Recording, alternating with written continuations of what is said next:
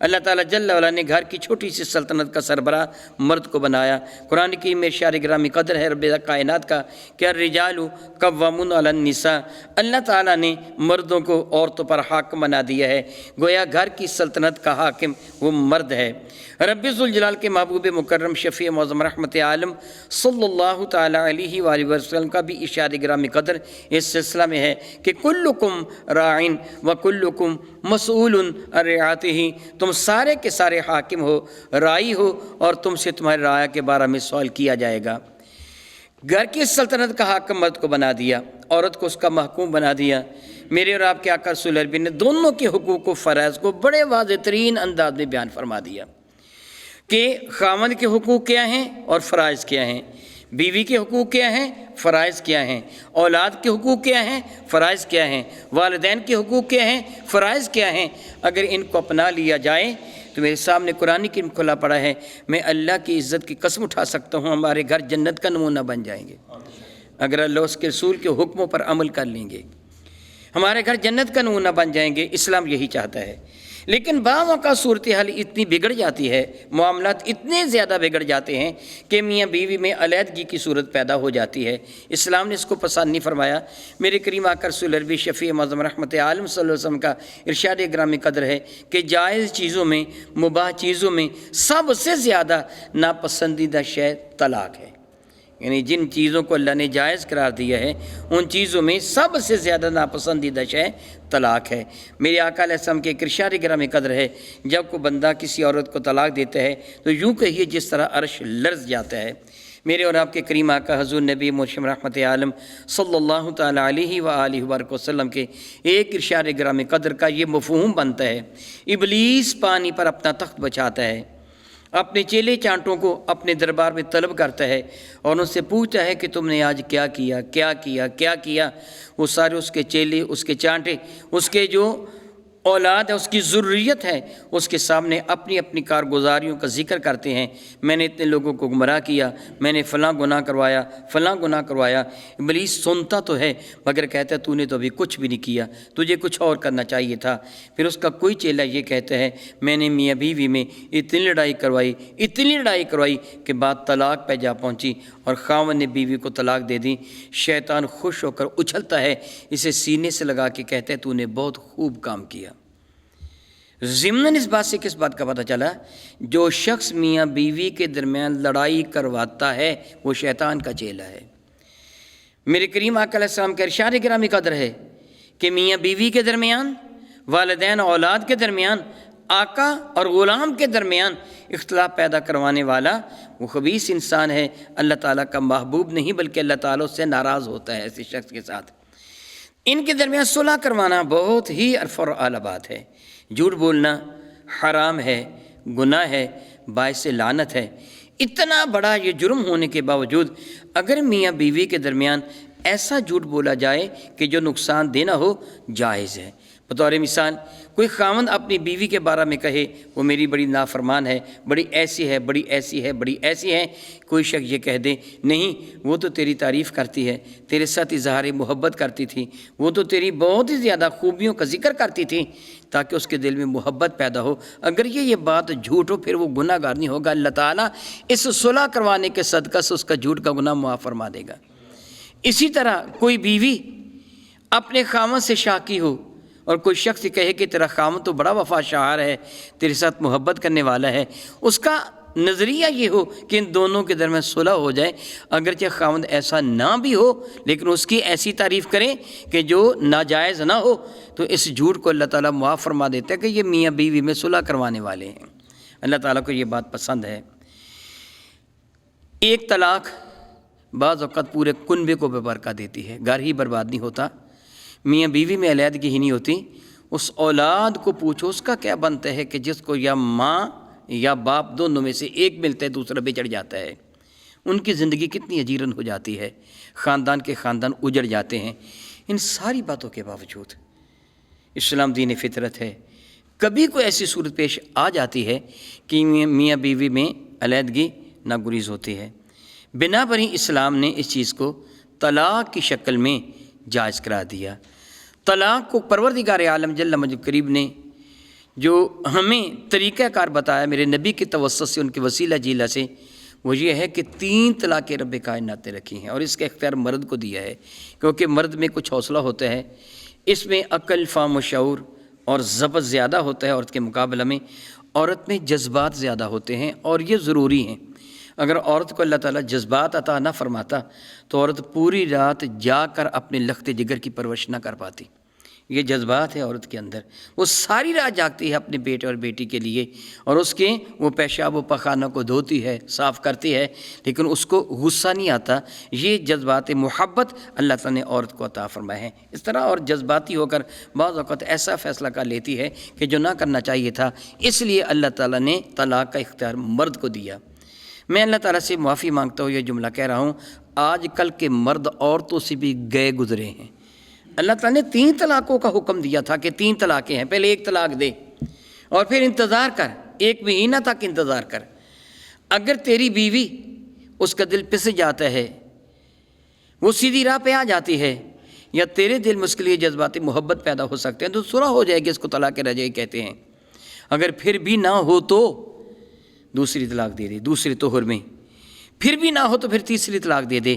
یہ اتنا عرصہ کیوں رکھا؟ صرف اس لیے رکھا کہ اگر صلح کی کوئی صورت پیدا ہو جائے تو پھر بغیر کسی ہچکچاہٹ کے صلح کی جا سکے۔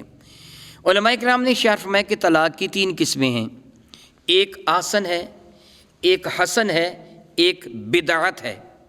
میں اس کی قدر میں تفصیل جان بوجھ کے بیان کر رہا ہوں، کیونکہ یہ مسئلہ آج تک کل بہت ہی زیادہ معاذ اللہ تعالیٰ معاذ اللہ تعالیٰ یہ عوام میں نقصان دہ مسئلہ ہے کہ ہم ان مسائل سے نا واقف ہیں، جانتے نہیں ہیں۔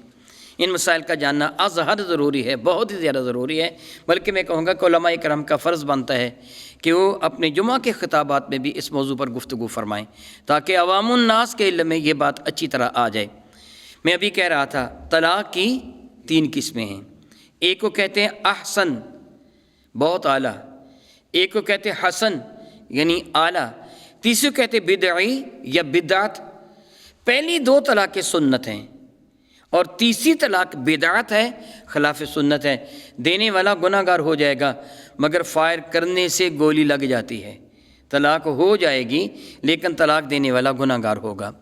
طلاق احسن اس طلاق کو کہتے ہیں کہ کوئی آدمی اپنی بیوی کو اس حال میں طلاق دے کہ وہ اپنے مخصوص ایام سے فارغ ہو کر وہ غسل کر چکی ہو، اور پھر اس کے ساتھ اس نے حقوق زوجیت ادا نہ کیے ہوں، تب ایک طلاق دے دے۔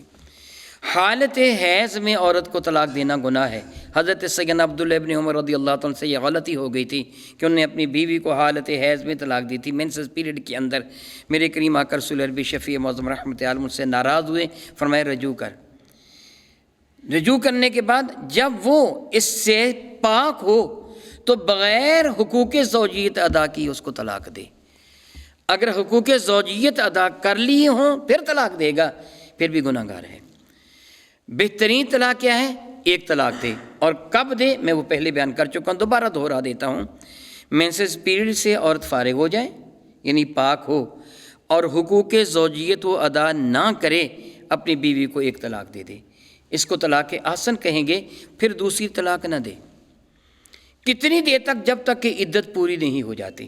جب عدت پوری ہو جائے گی تو یہ طلاق آٹومیٹکلی خود بخود بائنہ ہو جائے گی، یعنی عدت پوری ہونے کے بعد وہ عورت اپنے خاوند کے نکاح سے نکل جائے گی۔ میں آپ کو کہوں گا، چونکہ یہ مسئلہ اہم ہے، آپ کے ذہن میں اگر کوئی سوال پیدا ہو تو آپ کھڑے ہو کر سوال کر سکتے ہیں، میں سوال کا جواب بھی آپ کو دوں گا۔ میں کہہ رہا تھا کہ ایک طلاق دینے کے بعد عدت کا انتظار کیا جائے گا۔ عدت کا تذکرہ میں ابھی تھوڑی دیر بعد کروں گا۔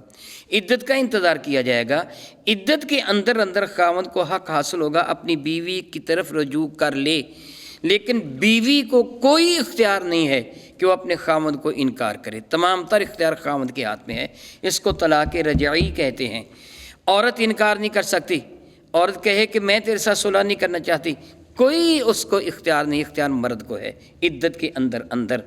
لیکن جب عدت ختم ہو جائے گی تو ایسی صورت میں وہ عورت جو ہوگی اپنے خاوند کے نکاح سے مکمل نکل گئی، آزاد ہو گئی۔ اب وہ کسی بھی ایسے شخص کے ساتھ کہ جس کے ساتھ اللہ اور اس کے رسول نے اجازت دی ہے نکاح کر سکتی ہے۔ لیکن اگر وہ خامدہ جو سابقہ خامن تھا اس کے ساتھ نکاح کرنا چاہے تو اس کے ساتھ بھی نکاح کر سکتی ہے. اس میں کوئی وہ حلالہ شلالہ جو دنیا میں آج کل رائج ہو رہا ہے کچھ بھی نہیں ہے. اس لیے اس کو طلاق احسن کہتے ہیں کہ بہترین طلاق ہے. زندگی کے جس بھی حصے میں عدت ختم ہونے کے بعد، سال بعد، 2 سال بعد، 4 سال بعد، جب بھی وہ عورت اور مرد چاہیں آپس میں دوبارہ نکاح کر لیں گے اور مرد وہ پھر دوبارہ 3 طلاقوں کا مالک بن جائے گا. یہ پہلا طریقہ کار ہے. نمبر 2، طلاق حسن. طلاق حسن اس سنت طلاق کو کہتے ہیں کہ جس طرح میں پہلے بیان کر چکا ہوں، مینسس پیریڈ سے فارغ ہونے کے بعد جب عورت پاک ہو جائے تو اس کا خاوند اسے 1 طلاق دے، پھر آئندہ مہینے تک انتظار کرے. آئندہ مہینہ جب پھر وہ ان پیریڈ سے پاک ہو کر وہ طہارت کر لے، پاک ہو جائے، پھر اس کو دوسری طلاق دے دے. پھر تیسرے پیریڈ کے لیے انتظار کرے، پھر تیسرے پیریڈ کے بعد تیسری طلاق دے. اس طرح اس کی عدت بھی پوری ہو جائے گی، تینوں طلاقیں بھی پوری ہو جائیں گی. اس کو طلاق حسن کہتے ہیں. طلاق بدعت یہ ہے کہ تینوں طلاقیں ایک ہی مرتبہ دے دی جائیں، جو آج کل بہت زیادہ مروج ہیں. وہ تینوں طلاقیں ایک ہی مرتبہ دینے سے نافذ ہو جائیں گی، لیکن دینے والا گناہ گار ہوگا کہ اس نے سنت مطہرہ کی خلاف ورزی کی ہے. سیدنا علی المرتضیٰ کرم اللہ تعالی وجہ الکریم کی خدمت فیض درجت میں ایک شخص حاضر ہوا تھا. اس نے آ کے عرض کیا تھا کہ حضور میں نے اپنی بیوی کو 1000 طلاق دے دی ہے. الیاذ باللہ تعالی ثم الیاذ باللہ تعالی. ایک روایت میں ہے کہ 100، ایک میں 1000 طلاق دے دی ہے. آپ سخت ناراض ہوئے، فرمانے لگے کہ تو نے اللہ کے کلام کے ساتھ ہنسی کی ہے، ٹھٹھا کیا ہے. اللہ نے 3 کی اجازت دی تھی، تو زیادہ دینے والا کون ہوتا ہے؟ 3 طلاقوں سے تیری بیوی تجھ پر حرام ہوگی، بقیہ اپنے رشتہ داروں میں بانٹ دے. یہ ناراض ہوئے، سخت ناراض ہوئے. یہ ایسی طلاق دینا حرام ہے، گناہ ہے، لیکن طلاق نافذ ہو جائے گی. بحمد اللہ تعالیٰ ثم الحمد للہ تعالیٰ. اس موضوع پر میں نے کتاب بھی لکھی ہے، کتاب الطلاق. اس کا مطالعہ کرنا بہت ضروری ہے. میں کہہ رہا تھا کہ یہ 3 قسمیں. عدت کتنی ہے کہ جس کے اندر رجوع کا اختیار ہے. عدت کی بھی 3 قسمیں ہوتی ہیں. پہلی قسم یہ ہے کہ اس عورت کو پیریڈ آتے ہوں، وہ 3 پیریڈ سے فارغ ہو جائے تو وہ عدت پوری ہو گئی. 1 پیریڈ، پھر دوسرا، پھر تیسرا. تیسری پیریڈ سے فارغ جب ہو جائے گی تو عدت پوری ہو جائے گی.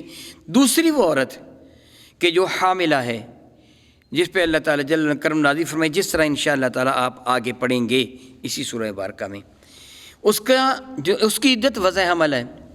جب ڈلیوری ہو جائے گی، وضع حمل ہو جائے گا، عدت ختم ہو گئی. خواہ طلاق دینے کے 1 گھنٹے بعد ہوا، خواہ طلاق دینے کے 9 بعد وضع حمل ہوا. جب بچہ بچی پیدا ہو جائے گے تب عدت ختم ہوگی. اس کی عدت گھنٹہ، آدھ گھنٹہ بھی ہو سکتی، 15 منٹ بھی ہو، یعنی طلاق کے بعد جو ہی بچہ پیدا ہوگا عدت ختم ہو جائے گی.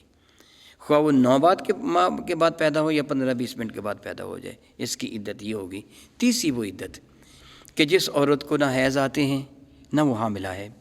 علماء کرام کا اس میں قدر اختلاف ہے. یہ اختلاف ائمہ اکرام کا اپنا ذاتی اجتہاد نہیں ہے، بلکہ یہ اختلاف صحابہ کرام کے اندر تھا، اور انہی کے حوالہ سے علماء کرام نے کسی نے کسی کا کہنا مانا. بعض نے تو یہ فرمایا کہ 1 سال تک وہ عورت انتظار کرے گی. بات سمجھیے، وہ عورت جس کو حیض نہیں آتے ہیں مگر وہ جوان ہے، 1 سال تک انتظار کرے گی. اگر سال بھر اس کو حیض نہ آئیں پھر وہ اس کے بعد پھر مزید انتظار 90 دن کرے گی. اور بعد یہ فرمایا وہ اتنا انتظار کرے گی کہ وہ سن یاس کو پہنچ جائے. سن یاس اس سن کو کہتے ہیں جس سن میں مرد یا عورت مایوس ہو جاتے ہیں، یعنی فی زمانہ تقریباً 45 برس کے قریب کہ اس کے بعد پیریڈ آنے عموماً بند ہو جاتے ہیں. اس کو سن یاس کہتے ہیں. وہ سن یاس کو پہنچنے کے بعد پھر اپنی عدت کو پوری کرے گی. اور اگر اس دوران اس کو پیریڈ آ گیا تو پھر 3 پیریڈ پورے کرنے ہوں گے. اگر وہ سن یاس کو پہنچی ہوئی ہے، یعنی ایسی عورت ہے کہ جس کے طبعی طور پر وہ پیریڈ آنے بند ہو گئے ہیں، پھر اس کی عدت 90 دن ہے. نہایت افسوسناک حقیقت ہے کہ ہم ان مسائل سے واقف نہیں ہیں. ہم نے آج آ کے جو عدت 90 دن رکھی ہوئی ہے کہ یہ 90 دن کے اندر صلح کروا لو وغیرہ نہیں، حالانکہ ایسے نہیں ہے۔ احکامات شرعیہ کا سیکھنا طلب العلم فریضۃ لکل مسلم و مسلمہ، علم دین کا حاصل کرنا ہر مسلمان مرد اور عورت پر فرض ہے، بالخصوص وہ کہ جن کے ساتھ انسان کا پالا پڑتا رہتا ہے۔